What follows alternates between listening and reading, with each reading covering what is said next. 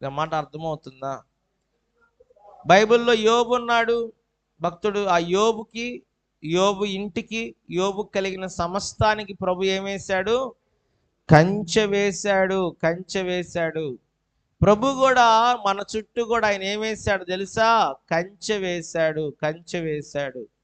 ఒకవేళ ప్రభు మన మీద గనక ఆయన కంచె గనక వేయకుండా ఉండి గనక ఆయన కంచె తీసుంటే ఈరోజు ఏమయ్యేది మన పరిస్థితి? ఈరోజు నువ్వు క్షేమంగా ఉన్నావు, భద్రతగా ఉంటున్నావంటే దానికి కారణం ఏంటో తెలుసా? యేసయ్య నీకును నీ ఇంటికిని కంచె వేశాడని అర్థం. నేను ఈరోజు క్షేమంగా ఉన్నానంటే దేవుడు తన సేవకుడిగా నాకు మా కుటుంబానికి నాకు అప్పగించిన పరిచర్యలకు దేవుడు కంచె వేశాడు. హల్లెలూయా! చెప్దాం గట్టిగా, హల్లెలూయా! ప్రియులారా గమనించండి, 94వ కీర్తన 14వ వచనాన్ని యెహోవా తన ప్రజలను ఎడబాయని వాడు కాడు. యెహోవా తన ప్రజలను ఎడబాయువాడు కాడు. తన స్వాస్యమును విడనాడు వాడు కాడు. హెబ్రీ పత్రిక 13వ అధ్యాయం 5వ వచనం చదువుదాం. హెబ్రీలకు రాసిన పత్రిక 13వ అధ్యాయం 5వ వచనంలో కూడా దేవుడు ఇదే విధముగా మాట్లాడుతున్నాడు. హెబ్రీ పత్రిక 13:5. 6 చదువుదాం. దేవునికి స్తోత్రం. 6వ వచనం. నిన్ను ఏమాత్రమును విడువను, నిన్ను ఎన్నడను ఎడబాయనని ఆయనే చెప్పాను కదా. స్తోత్రం కలుగును గాక. ఆయన అంటాడు, కాబట్టి ప్రభు నాకు సహాయుడు, నేను భయపడను, నరమాత్రుడు నాకేమి చేయగలడు. ప్రభు నాకు సహాయకుడు, నేను భయపడను, నరమాత్రుడు నాకేం చేయగలడు. అక్కడ అంటాడు, యెహోవా తన ప్రజలను ఎడబాయువాడు కాడు. ఇక్కడ అంటాడు, నిన్ను ఏమాత్రం విడువను, నిన్ను ఎడబాయను అంటాడు. స్తోత్రం కలుగునుగా. ఆయనే చెప్పాను కదా. ఎవరు చెప్పాడు? ఆయన అంటే దేవుడు. చిన్న ప్రార్థన చేద్దాం. ప్రేమ కలిగిన మా తండ్రి, కృప కలిగిన మా దేవ, ఈ వాక్యం ద్వారా మాతో మీరే మాట్లాడి స్పష్టంగా, తేటగా, సూటిగా దేవా నీ విలువైన వాక్కులు మాతో మాట్లాడండి. సంఘానికి వాక్యం ద్వారా ఈ ప్రాంతానికి, సంఘ బిడ్డలకు, సంఘానికి, ప్రాంతానికి, మరి ముఖ్యంగా సంఘములో ఉన్న విశ్వాసులకు నైనా ఈ వాక్య పరిచర్య ద్వారా క్షేమం కలగాలి, నెమ్మది కలగాలి, ఆశీర్వాదం కలగాలి, దీవెన కలగాలి. ప్రభా మరి వాక్యం వినుచుండగా బిడ్డలు అర్థం చేసుకునే కృపనివ్వండి, జ్ఞానంనివ్వండి, మెలకు ఇవ్వండి, వినగలిగే చెవులు ఇవ్వండి, గ్రహించుకునే మనస్సు, హృదయం ఇవ్వండి.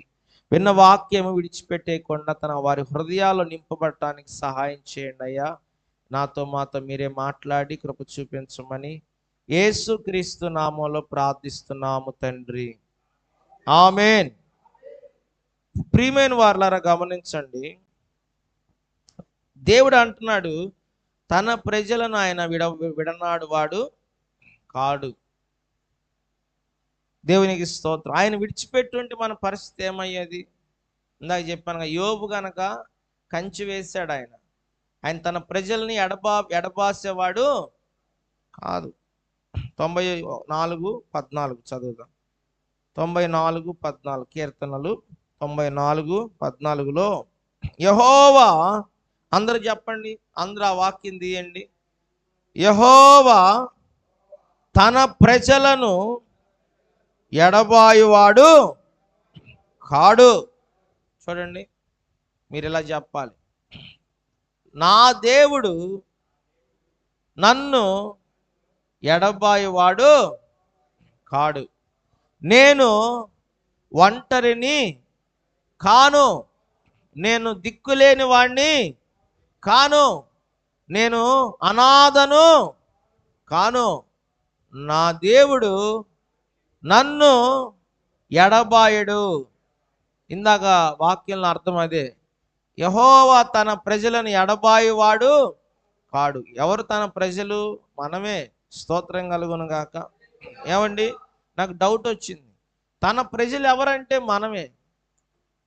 అసలు తన ప్రజలుగా మనం ఎలా మార్చబడ్డాం? ఈ లోకంలో రకరకాల ప్రజలు ఉంటారు. దేవుని బిడ్డలారా, అని అన్నాడు, మీరు నా ప్రజలు అంటున్నాడు. దేవునికి స్తోత్రం కలుగును గాక. దేవుని బిడ్డ, మనం ఆయన ప్రజలుగా ఎలా మార్చబడ్డాం అంటే అపోస్తలుడైన పౌలు అంటారు 20:28 ఒక మాట చదివితే, లోకములో ఉన్న ప్రజలందరినీ కూడా ఆయన ప్రజలు అనడానికి ఈరలేదు. లోకములో ఉన్న ప్రజలందరినీ ఆయన ప్రజలు అనడానికి ఈరలేదు. దేవుని ప్రజలు ఆయన విడనాడ్డంట. ఈ లోకంలో ప్రజలు చాలా మంది ఉన్నారు, అందరూ ఆయన పిల్లలు అనడానికి లేదు అని అంటాడు. దేవుడు తన స్వరక్తం ఇచ్చి తన సంఘమును, దేవునికి స్తోత్రం అన్నాడు, దేవుడు తన స్వరక్తం ఇచ్చి సంపాదించిన సంఘము. రోమాపత్రిక 9:25 ఒక మాట ఉంది, ఆ మాట కూడా మనం చదువుకున్న వాక్యంలో 9:25.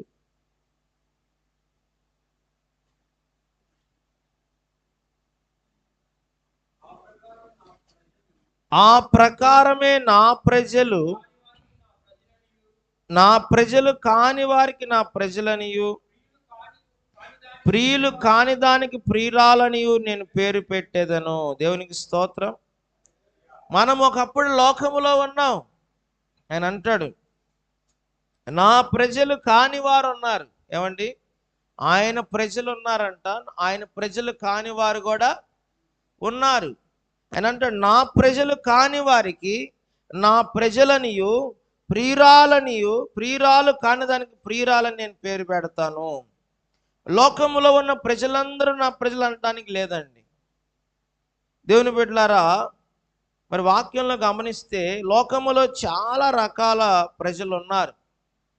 నిన్న రాత్రి చెప్పుకున్నాం కదా, 1 కొరింథీ పత్రిక 1:11-12 ఆయన ఏమన్నాడు? ఒకడేమన్నాడు, నేను పౌలు వాడిని అన్నాడు. ఒకడన్నాడు, నేను అపోలో వాడిని అన్నాడు. ఒకడన్నాడు, నేను కేఫా వాడిని అన్నాడు. ఇంకోడు అన్నాడు, నేను క్రీస్తు వాడని అన్నాడు. అంటే రకరకాల ప్రజలు రకరకాల విధానాల్లో ఉన్నారు ఈ లోకంలో. అయితే మనమైతే దేవుడు మనల్ని ప్రేమించి మన కొరకు రక్తము చిందించాడు. పౌలు గారు అంటాడు, మీరు పౌలు వాడిని, కేఫా వాడిని, అపోలో వాడిని అంటున్నారు. పౌలు మీ కొరకు సిలువ వేయబడలేదు. పౌలు మీ కొరకు రక్తం చిందించలేదు. అపోలో మీ కొరకు ప్రాణం పెట్టలేదు. మీ కొరకు మహిమను విడిచి భూమి మీదకి దిగొచ్చినది పౌలు కాదు, కేఫా కాదు, అపోలో కాదు. ఎవరు మీ కొరకు ఇదిగో తన యొక్క యవన కాలములో యవన రక్తమును మీ కొరకు చిందించింది ఎవరు? యేసు క్రీస్తు. మీ కొరకు ప్రాణం పెట్టింది ఎవరు? యేసు క్రీస్తు. మీ కొరకు కల్వరి సిలువలో ఇదిగో ఆ మహావేదనలో వేలాడుతూ మీ కొరకు ఆ వేదనంతా భరించింది ఎవరు? యేసు క్రీస్తు. మీ కొరకు సమాధి చేయబడి తిరిగి మృత్యుంజయుడిగా లేచింది ఎవరు? యేసు క్రీస్తు. మీరు ఆల ప్రజలు వీళ్ళ ప్రజలు అనటానికి కాదు, ఆయన మన కోసం రక్తం చిందించింది. నేను ఫలానా వాడికి సంబంధించిన వాడినయ్యా అని అంటానికి కాదు, ఆయన నీ కొరకు ప్రాణం పెట్టింది. ఎవరు విడిచిపెట్టలేని మహిమను విడిచిపెట్టి ఆ మహిమలో నుండి ఇదిగో దీనుడిగా, దరిద్రుడిగా, రిక్తునిగా, సర్వలోక మానవాళి పాపముల నిమిత్తమై పరిహారిగా ఆయన శరీరధారిగా ఈ లోకానికి ఏతించింది. ఎందుకో తెలుసా? మనమందరము ఆయన ప్రజలుగా జీవించటానికి. స్తోత్రం చెబుతారా? హల్లెలూయా. ప్రియులారా, లోకములో నుండి ప్రభు మనల్ని ప్రత్యేకపరుచుకున్నాడు. లోకములో నుండి ప్రభు మనల్ని వేరుపరుచుకున్నాడు. లోకములో నుండి ప్రభు మనల్ని ఆయన కొరకు ఆయన స్వరక్తం ఇచ్చి ఆయన వెల చెల్లించి ఆయన మనల్ని కొనుక్కున్నాడు. అందుకని ఆయన ప్రజలం. మనం ఎవరం అంటే మనం ఆయన ప్రజలం. హల్లెలూయా, హల్లెలూయా. దేవుడి బిడ్డలారా గమనించండి, మరి లోకములో చాలా రకాల ప్రజలు ఉన్నారు. మనుషులకు ప్రజలుగా మనం ఉండకూడదు. మన మనుషులకి ప్రజలుగా ఉండకూడదు. కానీ మనము దేవునికి ప్రజలుగా ఉండాలి. కొంతమంది చెప్తారు కదా, నేను పలానా రాజకీయ నాయకుడికి సంబంధించిన వాడిని ఏమనుకుంటున్నావు అంటారు కొంతమంది. ఏమండి, స్తోత్రం. ఈ లోకంలో చాలామంది రాజకీయ పార్టీల గురించి చెప్పుకుంటారు. కానీ మనము ఒక మాట చెప్పుకోవాలి, ఓట్లు వెయ్యాలి, మనకు నచ్చిన వాళ్ళకి వేసుకోవాలి, తప్పులేదు. ఓట్లు మనం సమాజంలో ఉన్నాం, లోకంలో ఉన్నాం గనక ఎలక్షన్లు వచ్చినప్పుడు ఓట్లు మనకి ఎవరైతే మనకి ఇష్టం ఉందో వాళ్ళకి, ఎవరికి ఇష్టమైన వాళ్ళకి వాళ్ళకి వేసుకోవచ్చు. ఎవరి అభిమానం వాళ్ళది, అంత మట్టుకే. నీకు పలానా వాళ్ళ అభిమానమా, అభిమానం అంత మట్టుకే. అర్థమైందా? నువ్వు ఎవరికన్నా ఓటు వేసుకోవాలో వేసుకో, నీకు నచ్చిన వాళ్ళకి వేసుకో, తప్పులేదు. నీ మనసుకి ఎవరికి నచ్చితే వాళ్ళకి వేసుకో, నీకు ఎవరు అభిమానం ఉంటే వాళ్ళ అభిమానంగా ఉండు, అంతే. కానీ నువ్వు ఎవరికి ప్రజలుగా ఉండాలి? దేవుని పిల్లలైన వాళ్ళు ఎవరికి ప్రజలుగా ఉండాలి? మనం మనుషులకు ప్రజలుగా ఉండకూడదు, పార్టీలకు ప్రజలుగా ఉండకూడదు, నాయకులకు ప్రజలుగా ఉండకూడదు. మనము దేవుని పిల్లలు, మనం దేవునికి ప్రజలుగా ఉండాలి. నీకోసం ప్రాణం పెట్టింది ఆయన, నీకోసం రక్తం చిందించింది ఆయన, నీకోసం మరి కల్వారి శిలువలో యాగమైంది ఆయన. అవునా? అందుకని పౌలు గారు అంటాడు, నీ దేహము నీది కాదు. ఏమంటాడు పౌలు గారు? నీ దేహము నీది కాదు. మనం అనుకుంటాం ఈ దేహం నాది, చేది నాది ఈ దేహం అంటావు. అవునా కాదా? అవునా? స్తోత్రం చెప్పండి. ఎవడన్నా వచ్చి చొక్కా పట్టుకున్నాడు అనుకో, రే చొక్కా వదలరా అంటాం. గొంతు పట్టుకుంటే రే గొంతు వదలరా అంటాం. అసలు ఈ దేహం నీదా? దేవుడిచ్చింది దేహం ఇది. ఆయన మన దేహాన్ని దేవుడిచ్చాడు. హల్లెలూయా. చూడండి అందరూ కూడా కొరింథీ 16 చదవండి. 16 చదవండి. భయము అధికముగా వారికి కలుగును. యెహోవా నీ ప్రజలను అద్దరికి చేరు వరకు, నువ్వు సంపాదించిన ఈ ప్రజలను అద్దరికి చేరు వరకు నీ బాహుబలము చేత పగవారిని రాతి వలె కదలకుందురు. దేవునికి స్తోత్రం చేద్దామా? ఆయన అంటాడు, నీవు సంపాదించిన ఈ ప్రజలను. చెప్పండి ఏంటంట?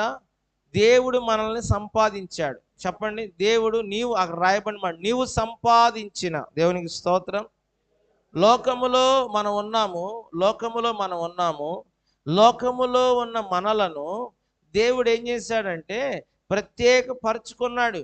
ఆయన కొరకు తన స్వరక్తం ఇచ్చి మనల్ని సంపాదించుకున్నాడు. ఇక్కడ అదే మాట 16లో ఉంటుంది, నీవు సంపాదించుకున్న నీ ప్రజలు. హల్లెలూయా. మనం మనుషులకు ప్రజలుగా ఉండకూడదు, ఫలానా వాళ్ళకు సంబంధించిన వీళ్ళకి సంబంధించిన అట్లా కాదు మనం ఉండాల్సింది. మనల్ని దేవుడు స్వరక్తం ఇచ్చి ఏం చేశాడు? సంపాదించి ఆయన తన సొత్తుగా మనల్ని కొన్నాడు. ఇప్పుడు మనం ఎవరి ప్రజలం?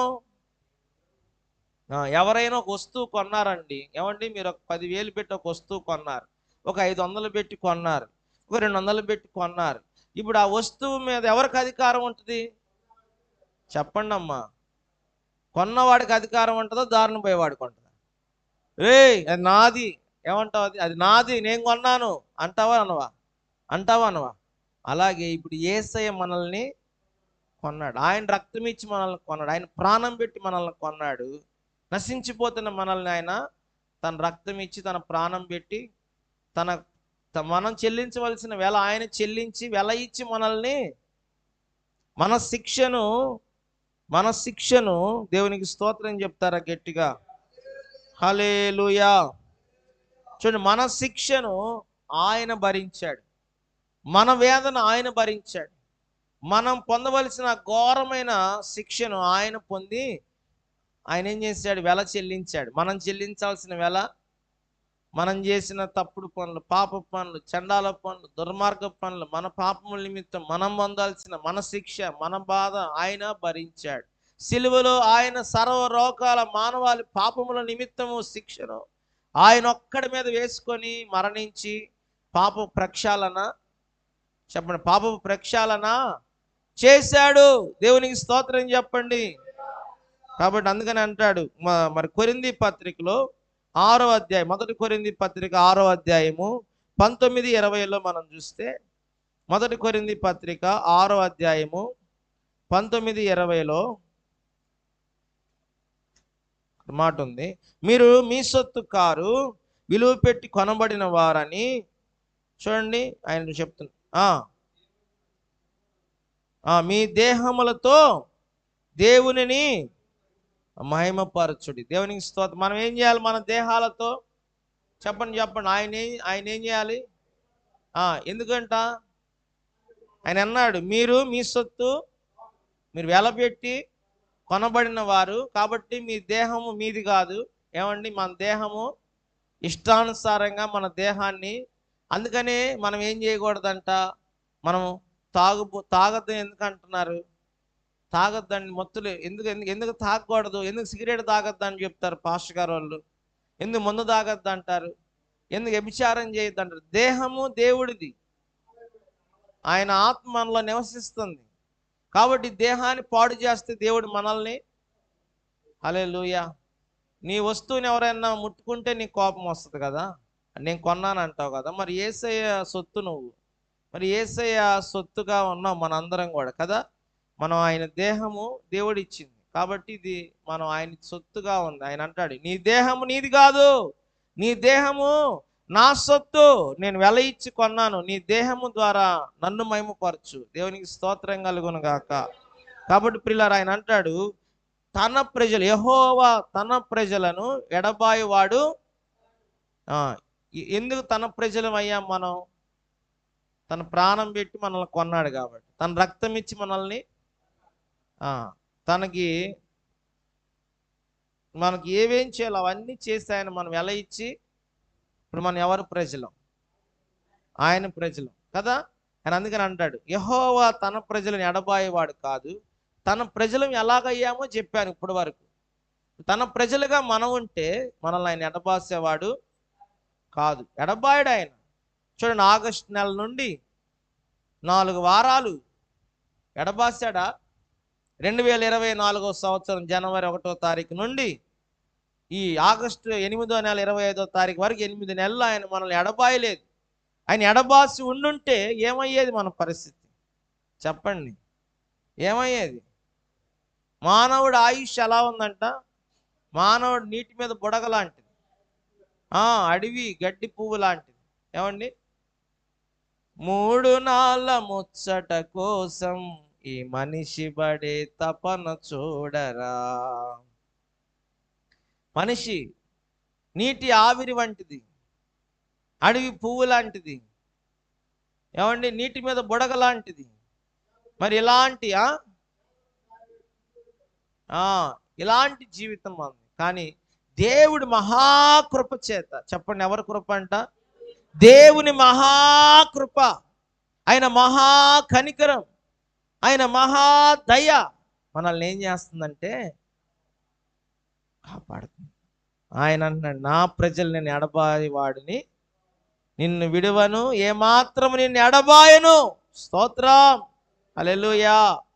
ఆయన మర్చిపోయి ఉంటే మన పరిస్థితి తన స్వరక్తం ఇచ్చి మనల్ని సంపాదించుకుని తన ప్రజలుగా చేసుకుని తన ప్రజలైన మనల్ని ఎడబాయకుండా వెన్నంటి ఉండి ఇశ్రాయేలును కాపాడువాడు కునుకడు నిద్రపడు అన్నట్టుగా. ఏమండి, మనల్ని ఆయన కునుకక నిద్రించక మనల్ని కాపాడుతూ వస్తున్నాడు దేవుడు, మనల్ని కనికరిస్తా వస్తున్నాడు. ఆయన కృప ద్వారా మనలో ఏ మంచి ఉందండి? మనలో ఏ మంచి ఉంది? అసలు మన మంచి మన నీతి బట్టి దేవుడు కాదు, మన నీతి దేవుని ఎదుట మురికి గుడ్డలాగా ఉందంట. మురికి గుడ్డ మన నీతి కాదు, మన మంచితనం కాదు, కానీ దేవుని కృప వలన మనం ఈ రోజున ఎలా ఉన్నామంటే క్షేమంగా ఉన్నాం. మరి ఇంత ఎడబాయని దేవుడిగా మనకు తోడుగుండి కాపాడుతున్నాడు కదా, మరి ఆయనకి ఎంత కృతజ్ఞత కలిగి ఉండాలి? మనం ఎంత కృతజ్ఞత కలిగి ఉండాలి? ఆ కృతజ్ఞత మనలో ఈరోజు కొంచెమైనా ఉందా? చెప్పండి. దేవుడు నీ పట్ల చేసిన మేలును బట్టి కృతజ్ఞత కలిగి ఉందా? 10 మంది కుష్ఠరోగులు అంట